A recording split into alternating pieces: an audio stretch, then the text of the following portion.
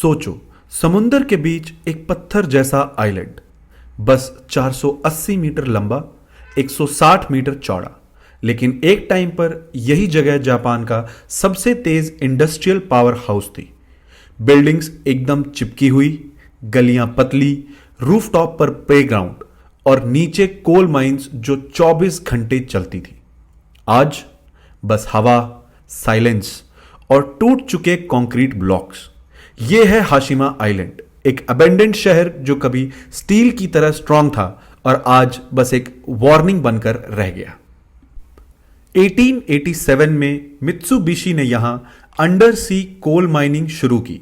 Japan के industrial rise में कोल सबसे ज्यादा बड़ा फ्यूल सोर्स था, इसीलिए वर्कर्स अपनी फैमिलीज के साथ आइलैंड पर शिफ्ट हो गए। जगह छोटी थी पर डिमांड बड़ी। इसी नीड को देखते हुए 1916 में जापान का सबसे पहला रीइंफोर्स्ड कंक्रीट अपार्टमेंट बिल्डिंग यहीं बना, 7 स्टोरी का, building number 30। Moving on to 1950। 1950s में हाशिमा एक कंप्रेस्ड वर्टिकल सिटी बन चुका था। 1959 तक पॉपुलेशन 5259 क्रॉस कर चुकी थी। दुनिया में सबसे हाई पॉपुलेशन डेंसिटी यही थी। रोड्स नहीं थे, बस इंटरकनेक्टेड वॉकवेज और staircases. Schools, shops, hospital, cinema hall, सब कुछ यही था। रूफटॉप्स क्लोथ्स ड्राई करते, नीचे माइंस में शिफ्ट चलती रहती। लोग कहते थे हाशिमा भीड़ नहीं, हार्ट बीट है। लेकिन इसकी एक डार्क साइड भी थी।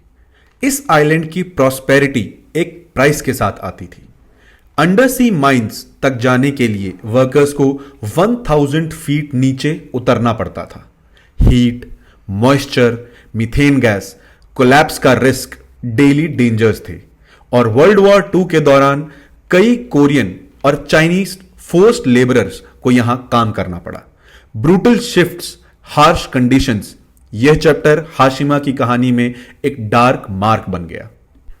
इन सब के बाद 1960s के एंड तक जापान ने कोल से शिफ्ट करके पेट्रोलियम अपना लिया। डिमांड गिर गई, माइंस प्रॉफिटेबल नहीं रही और 15 जनवरी 1974 को मित्सुबिशी ने हाशिमा माइन को ऑफिशियली क्लोज करार कर दिया। रेजिडेंट्स को सिर्फ कुछ दिन का टाइम दिया गया पैकिंग के लिए। लोग एसेंशियल चीजें लेकर चले गए, बाकी सब जैसा था वैसा ही रह गया। एक थ्राइविंग सिटी कुछ ही हफ्तों में डेड जोन बन गया। क्लोजर के बाद हाशिमा आइलैंड बिल्कुल लॉक हो गया। बिल्डिंग्स रेन, विंड और सॉल्ट वाटर के कांटेक्ट में आते आते क्रम्बल होने लगी। कंक्रीट वॉल्स पर cracks, exposed steel rods, collapsed roofs, island slow motion में गिरता रहा। स्कूल कॉपीज, टॉयज, यूटेंसिल्स सब वहीं पड़ा था जहां 1974 में छोड़ा गया था। जैसे किसी ने पूरी सिटी को पॉज बटन दबाकर रोक दिया हो। समय रुक गया। 2000 के बाद फोटोग्राफर्स, रिसर्चर्स और डॉक्यूमेंटेरियंस ने आइलैंड को रीडिस्कवर किया। हाशिमा एक सिंबल बन गया। Rapid urbanization plus sudden abandonment का परफेक्ट एग्जाम्पल। 2012 में जेम्स बॉन्ड की मूवी स्काईफॉल में विलेन का सबसे बड़ा बेस यहीं से इंस्पायर्ड था। रिकॉग्निशन बढ़ गई और 2015 में हाशिमा को यूनेस्को वर्ल्ड हेरिटेज लिस्ट में इंक्लूड किया गया। आज हाशिमा आइलैंड एक कंट्रोल्ड जोन है जहां सिर्फ ऑथराइज्ड गाइडेड टूर्स ही अलाउ होते हैं। आपको जापान के नागासाकी पोर्ट से बोट लेनी होती है। गुनकंजिमा कंसियर्ज, यामाहा क्रूज जैसे ऑपरेटर्स रोजाना टूर्स चलाते हैं। वेदर अगर काम हो तो बोट्स आइलैंड के डेजिग्नेटेड वॉकवे तक ले जाती हैं, जहां आप सिर्फ फिक्स्ड सेफ एरियाज में ही चल सकते हो।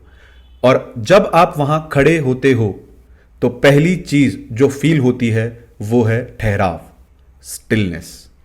कंक्रीट टावर्स आपको सीधा देखते हैं, हवा एकदम रॉ लगती है और हर टूटी दीवार ऐसे लगती है जैसे किसी की कहानी वहीं अटक गई हो। यह जगह टूरिस्ट स्पॉट कम, एक टाइम कैप्सूल ज्यादा लगती है। जहां आप पास्ट की हार्ट बीट को बिना साउंड के महसूस कर पाते हो। हाशिमा बताता है कि ग्रोथ कभी परमानेंट नहीं होती। अगर शहर सिर्फ एक रिसोर्स पर डिपेंड हो तो कोलैप्स सिर्फ वक्त की बात होती है। यह आइलैंड छोटा है पर इसकी कहानी बड़ी, एक रिमाइंडर के ह्यूमन एम्बिशन सिटीज बनाता है पर सस्टेनेबिलिटी ही उन्हें बचाती है। अगर हाशिमा आइलैंड की यह कहानी आपको इंटरेस्टिंग लगी हो तो कमेंट्स में जरूर बताना आपका फेवरेट पार्ट कौन सा था और अगला एपिसोड किस शहर पर देखना चाहेंगे। आपके ओपिनियन से ही सिटीवर्स और स्ट्रांग बनेगा। हम फिर मिलेंगे नेक्स्ट एपिसोड में एक और सिटी की हिडन कहानी लेकर। Till then stay curious, stay exploring.